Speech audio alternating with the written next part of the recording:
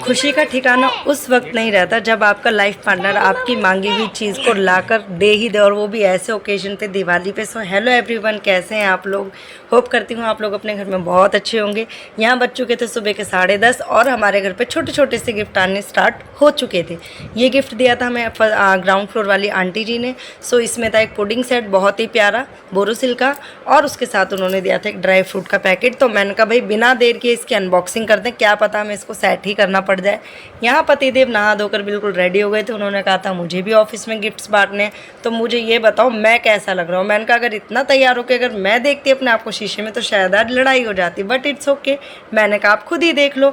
उनके जाने के बाद मेरी आ गई थी बारी किचन में काम करने की। यहाँ मैंने अपना किचन पूरी तरीके से फैलाया हुआ था, क्योंकि गाइज एक एक रैक खाली कर कर, एक एक बॉक्स को खाली करके उनको वॉश करना, फिर दोबारा से उसमें सामान को डालना, तो आप समझ ही सकते हैं कितना बड़ा टास्क होता है। तो ये टास्क आज मैंने एक्सेप्ट किया और मैं लग गई थी अपने काम में। मैंने कहा दिन पूरा पड़ा है, आराम आराम से काम करेंगे, नो प्रॉब्लम।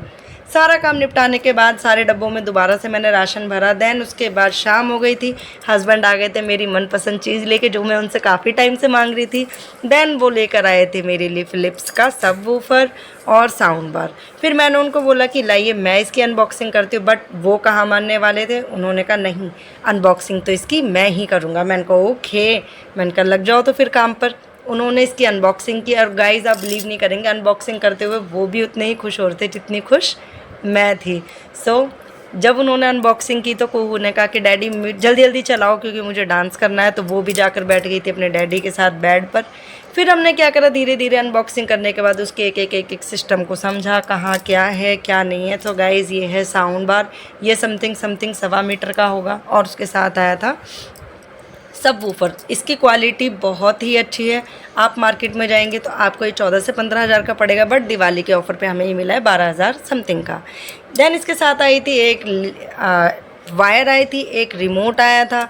सब कुछ सेट करने के बाद कुहू की खुशी का ठिकाना ही नहीं था भाई, वो तो डांस करने लगी। तो गाइज़ आप लोग डांस देखकर ज़रूर बताइए कौन से गाने पर डांस किया जा रहा है।